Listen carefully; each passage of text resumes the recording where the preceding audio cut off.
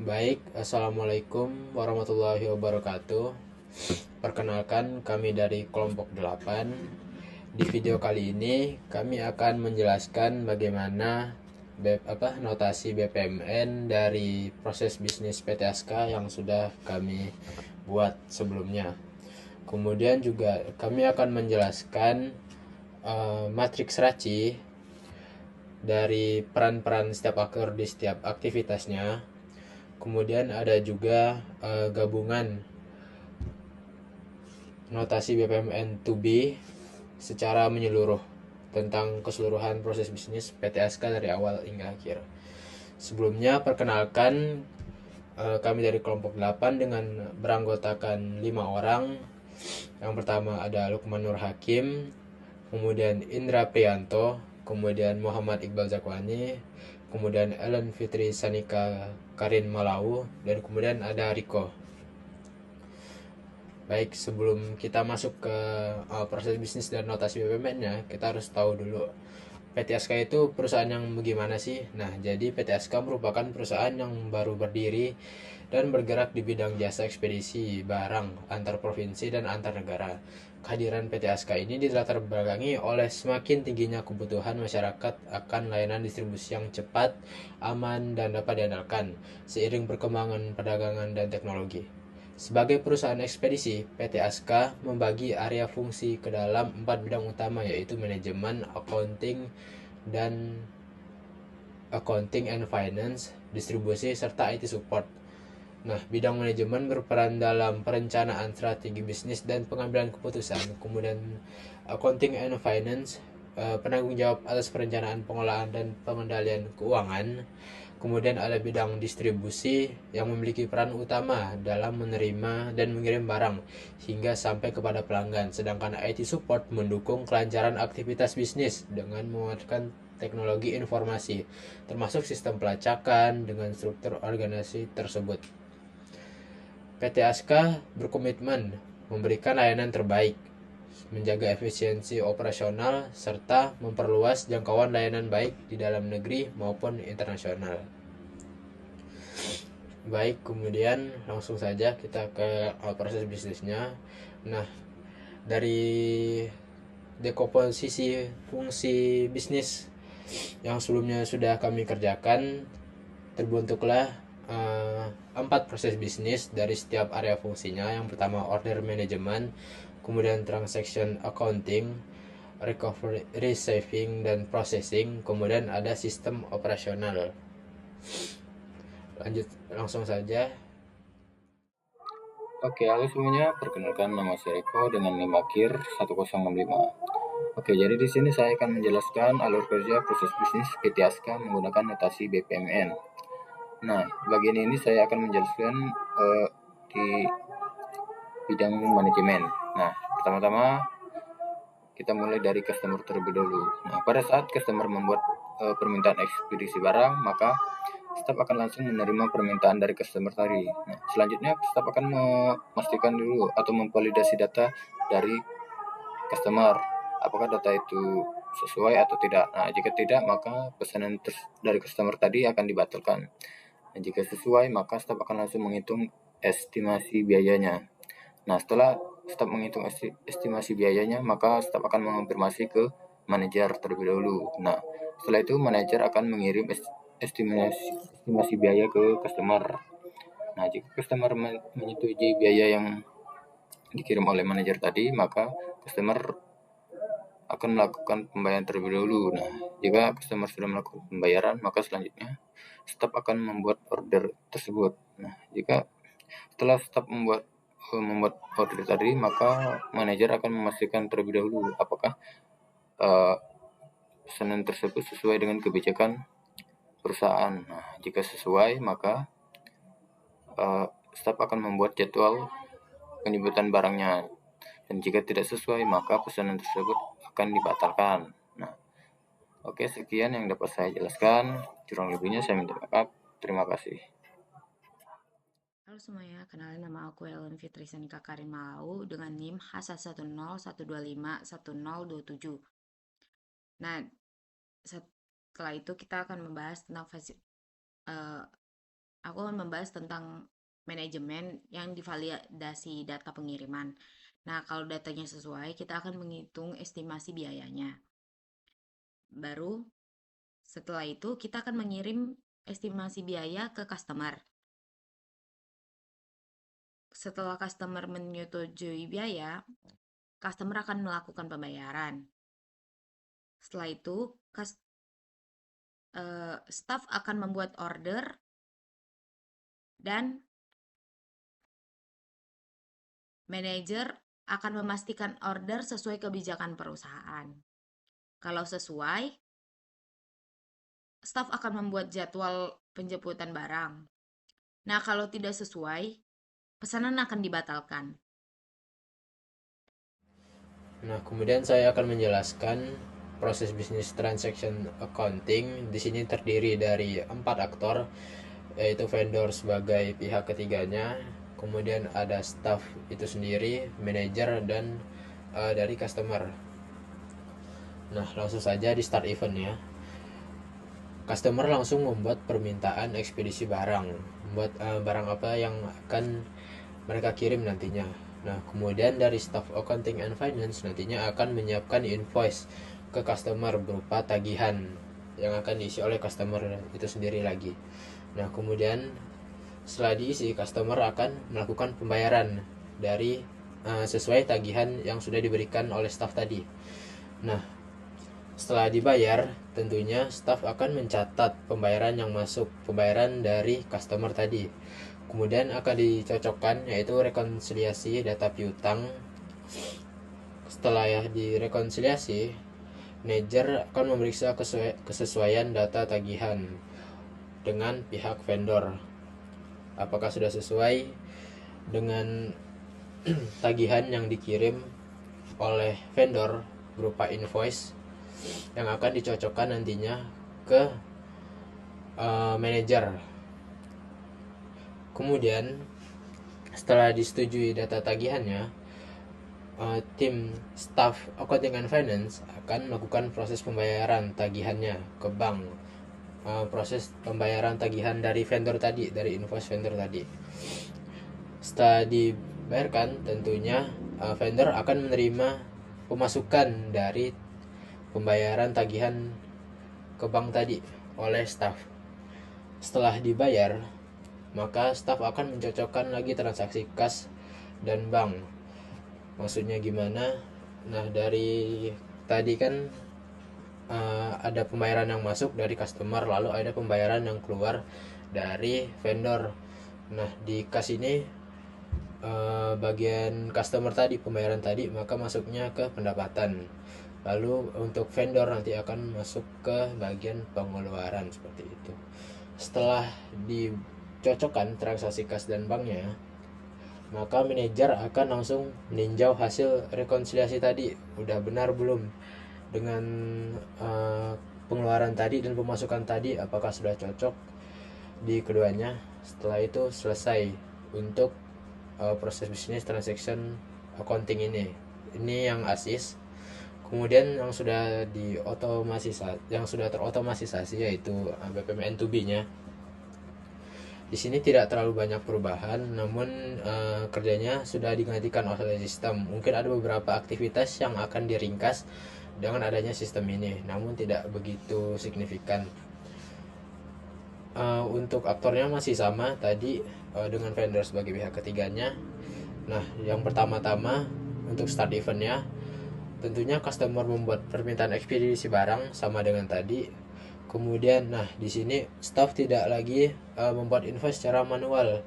Sekarang dikerjakan oleh sistem, yaitu dengan mengenerate invoice tagihannya untuk customer. Setelah itu customer melakukan pembayaran secara manual ya. Kemudian lanjut ke staff accounting and finance lagi, mencatat pembayaran yang masuk dan rekonsiliasi data piutang. Kalau tadi satu-satu dan dilakukan manual oleh staff, sekarang bisa terautomatisasi dengan sistem. Kalau tadi dibagi dua satu-satu, sekarang bisa sekaligus dua karena sudah dikerjakan oleh sistem. Nah, setelah mencatat pembayaran yang masuk dan rekonsiliasi data tadi, pencocokan data piutang tadi, maka akan dilanjutkan oleh tim manajer, yaitu dengan memeriksa data tagihan. Nah, yang sebelumnya data tagihannya diperiksa secara manual, sekarang sudah dikerjakan oleh sistem. Bagaimana caranya? Yaitu dengan mempunyai data sebelumnya, kesesuaian data tagihan.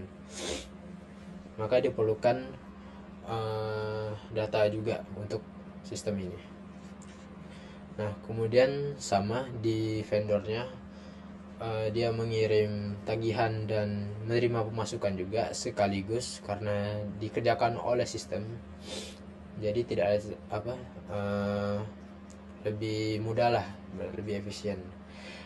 Yang mengirim adalah sistem invoice-nya. Lalu manajer menyetujui data tagihan tetap dilakukan secara manual karena perlu direview ulang. Nah, setelah itu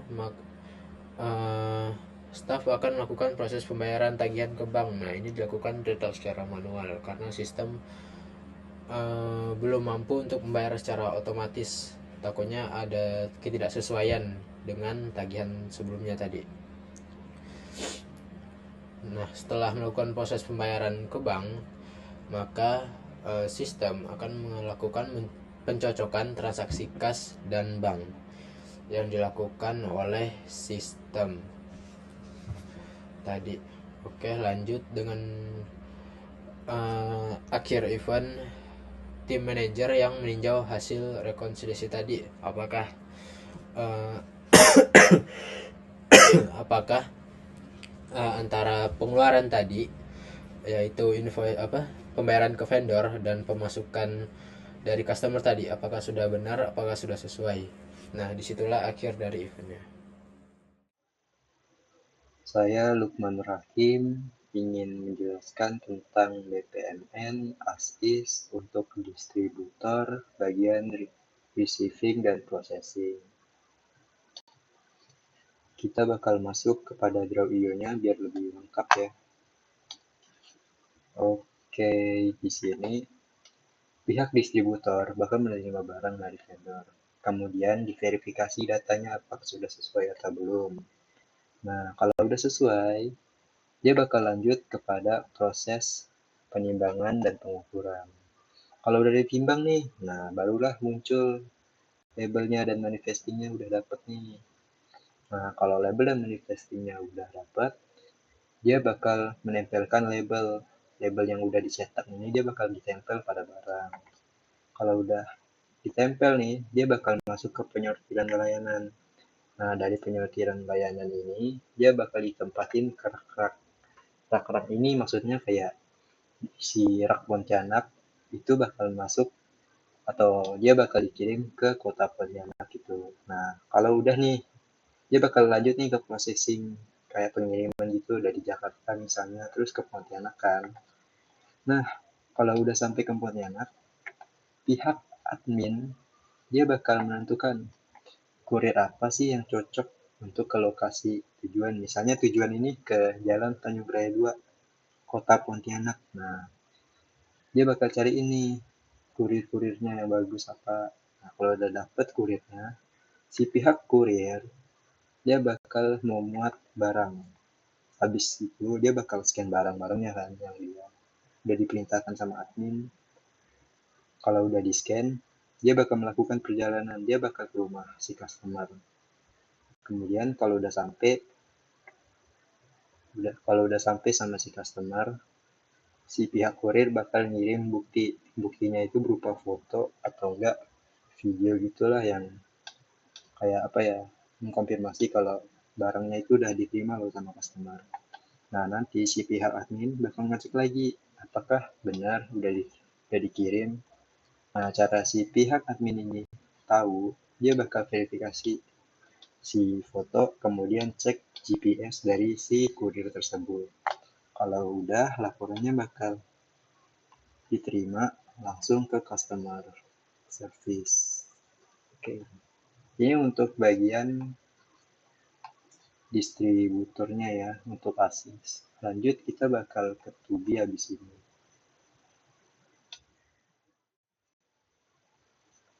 Oke, di sini untuk to be-nya ada 3, yaitu receiving, system, kemudian driver atau courier. Pertama-tama, pihak distributor di bagian staff receiving, dia bakal menerima barang dan scan barcode dari vendor. Kemudian kalau udah benar, sistemnya bakal ngevalidasi data kan dengan database. Kalau datanya udah valid, dia bakal menaruh barangnya ke dalam timbangan IoT. Otomatis si sistem ini bakal mencetak berat dan dimensi yang pada tabel yang ada di IoT di sana. Lalu si pihak receiving dia bakal menempelkan label, lalu scan menuju ke put away. Kemudian nanti sistem bakal kasih tahu put away yang mana sih yang cocok dan optimal gitu. Nanti lokasinya bakal muncul di layar. Kemudian nanti si pihak receiving bakal menaruh barang ke dalam rack dan lakukan scan untuk konfirmasi kalau barang itu udah masuk. Nanti dari sini barang itu kan akan dikirim tuh. Kalau udah sampai ke kota tertentu, misalnya dari Jakarta nih, dia udah sampai ke kota Pontianak. Nanti di sistem, dia bakal otomatis mencari kurir mana sih yang bagus untuk dikirimkan ke alamat tujuan. Nah, kalau udah dikirim tuh, udah dikasih tahu nih kayak, oh kurir ini bagus nih. Si sistem bakal ngasih notifikasi kepada driver kalau ada orderan baru. Nanti si pihak drivernya atau kurir, dia bakal mengkonfirmasi. Kemudian otomatis itu termasuk penerimaan tugas. Lalu nanti si kurirnya bakal memuat atau scan barang tersebut. Kemudian kalau udah di-scan, sistemnya bakal ngevalidasi barang. Kemudian si sistem juga bakal update status pesanan, yaitu sedang dalam perjalanan menuju ke alamat customer. Kalau udah sampai nih, terus udah dikirimkan, nanti si pihak kurirnya bakal ngefoto foto tersebut bakal dikirim ke sistem. Nah, foto itu apa sih? Fotonya itu foto bukti surat tanda terima barang tersebut. Kalau udah nih, si sistem bakal ngevalidasi foto, kemudian GPS drivernya. Kalau sudah, update statusnya bakal menjadi sudah dikirimkan. Nanti notifikasinya bakal muncul. Kalau pesanan ini udah sampai sih, nah kalau udah situ ya selesai deh dia bakal lanjut kepada IT dan lain-lain. Halo semuanya, perkenalkan nama saya Indra Prianto dengan NIM 1077. Di sini saya akan menjelaskan proses bisnis IT support bagian ASIS, proses bisnis sistem operasional, di mana di sistem operasional ada 3 aktor. Yang pertama adalah staff, kedua kurir internal, dan manajer. Di mana proses ini akan dimulai dengan staff menerima laporan penerimaan barang dari distributor, kemudian staff mengatur lokasi penyimpanan barang secara sistematis, kemudian dilanjutkan dengan kurir internal, di mana kurir internal akan memastikan lokasi barang, kemudian kurir internal melaporkan lokasi barang selama perjalanan. Di sini staff bertugas sebagai memantau pengiriman barang. Jika ada masalah dalam pengiriman barang, staff akan memberikan pesan kepada manajer untuk memberikan instruksi dan solusi, di mana manajer bertugas sebagai pengambilan keputusan apakah melakukan restart sistem, perbaikan barang, atau yang lainnya. Kemudian dilanjutkan jika sudah memberikan arahan manajer, dilanjutkan dengan kurir internal, di mana kurir internal akan melaporkan barang jika barang sudah sampai. Jika tidak ada masalah dalam proses pengiriman barang, akan lanjut ke kurir internal, di mana kurir internal akan melaporkan barang jika sudah sampai, dan diakhiri di kurir internal. Oke, di sini saya akan menjelaskan bagian to be di sistem operasional, di mana sama seperti ASIS, di sini juga ada 3 aktor. Pertama staff, sistem, dan manajer, di mana akan dimulai pada staff, di mana staff akan menerima laporan penerimaan barang dari distributor, Kemudian, staf akan mengatur lokasi penyimpanan barang secara sistematis. Kemudian, sistem akan melakukan pelacakan barang secara real time, di mana staf akan bertugas sebagai yang memantau sistem. Jika ada masalah dalam proses pengiriman, staf akan mengirimkan pesan kepada manajer supaya manajer dapat memberikan arahan dan instruksi apa yang akan dilakukan selanjutnya. Kemudian dari manajer akan dilanjutkan ke staff untuk staff update status barang hingga tujuan. Namun jika tidak ada masalah, dari staff lanjut ke sistem, di mana sistem akan update status barang hingga sampai tujuan dan diakhiri di sistem. Oke, sekian proses bisnis IT support sistem operasional. Sekian dan terima kasih. Baik, selanjutnya saya akan menjelaskan matriks RACI, yaitu pembagian peran-peran untuk setiap aktornya di aktivitas proses bisnis ini. Yang saya jadikan contoh yaitu bagian manajemen atau order manajemen. Nama proses bisnisnya terdiri dari 3 aktor: staff manajemen, manager, dan customer. Nah, untuk RACI ini ada 4 peran. Yang pertama itu responsible atau dilambangkan dengan R, yaitu orang yang mengerjakannya secara langsung, mengerjakan tugasnya secara langsung. Kemudian ada A atau accountable, yang merupakan sebagai penanggung jawab paling akhir. Jadi misal kalau kerjanya ada kegagalan, maka dia lah yang ditanya. Biasanya jabatannya itu tinggi, rata-rata itu supervisor atau tim manajernya. Kemudian ada C atau consultant, yaitu aktor yang akan dimintai pendapat atau pihak yang punya info terkait apapun lah terkait aktivitas ini. Kemudian ada I, informat, merupakan orang yang cuman cukup dikasih tahu kabarnya aja, jadi tidak ada ikut kerjaan juga, ikut ngerjain atau ikut ngambil keputusan. Nah, dilihat dari contoh RACI berikut: membuat permintaan ekspedisi barang, staff manajemen I, manajernya I, customernya R. Kenapa customernya R? Karena yang membuat permintaan ekspedisi barang, yang pengen pakai jasa ekspedisi ini tentunya dari customer itu sendiri, customer yang datang untuk membuat permintaan, yang kemudian akan diolah oleh staff manajemen pada bagian aktivitas menerima permintaan. Nah, di sini staff manajemennya R.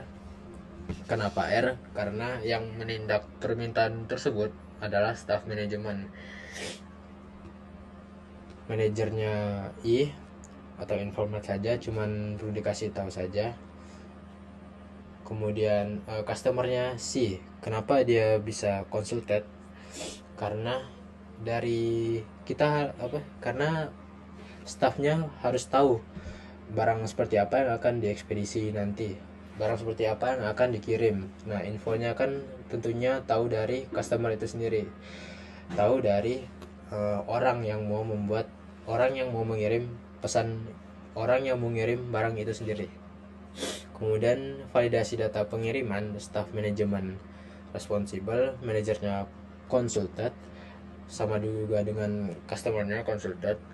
Kenapa manajernya consulted? Karena untuk validasi, untuk pemastian data pengiriman tentunya perlu pendapat dari manajer juga, apakah sudah valid data pengiriman ini. Kalau belum, maka akan dikembalikan lagi ke customernya. Kemudian menghitung biaya estimasi untuk staff manajemennya responsible, untuk manajernya consulted, untuk customernya I. Kenapa staff manajemennya yang responsible? Karena seperti yang dibilang tadi, yang menghandle customernya langsung itu di tempat itu merupakan staff manajemennya langsung. Jadi setelah penimbangan biasa, kalau ekspedisi barang berapa kilo gitu, maka akan ditentuin harganya. berapa harganya yang akan dikenakan ke customer ini. Kemudian menyetujui biaya, staf manajemen cukup inform manajer perlu karena takutnya biaya ini terlalu besar atau tidak sesuai dengan kebijakan perusahaan, maka perlu dipantau oleh manajer tentang kesesuaian biaya ini. Yang menyetujui tentunya customer karena dia yang menggunakan jasa ini untuk ekspedisi barang. Kemudian aktivitas melakukan pembayaran, staff manajemen inform, manager inform, customer responsible, karena tentunya customer yang akan melakukan pembayaran dari permintaan ekspedisi barang tadi. Kemudian membuat order pada sistem. Nah, ini merupakan pekerjaan dari staff manajemen, maka itu dapat disebutkan dengan R, responsible. Kemudian manager I, customer I. Aktivitas selanjutnya memastikan order sesuai dengan kebijakan perusahaan, staff manajemennya I, inform. Untuk manajernya R, responsible. Kenapa? Karena manajer ini sebagai pembuat keputusan dengan levelnya tinggi lah ibarat di perusahaan ini. Jadi tentang kesesuaian kebijakan seperti orderan tadi tentunya harus dikerjakan oleh manajer itu tersendiri karena dia paling paham tentang kebijakan perusahaan yang sudah ada. Kemudian customer cukup inform. Kemudian aktivitas pembuatan jadwal penjemputan barang tentunya dilakukan oleh staff manajemen dengan dilambangkan oleh R, responsible. Kemudian manajer tetap memantaunya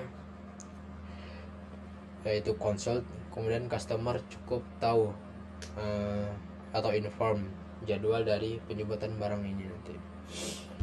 Nah, sekian penjelasan matriks RACI kami untuk salah satu proses bisnis yang ada di PTSK ini, yaitu ASIS.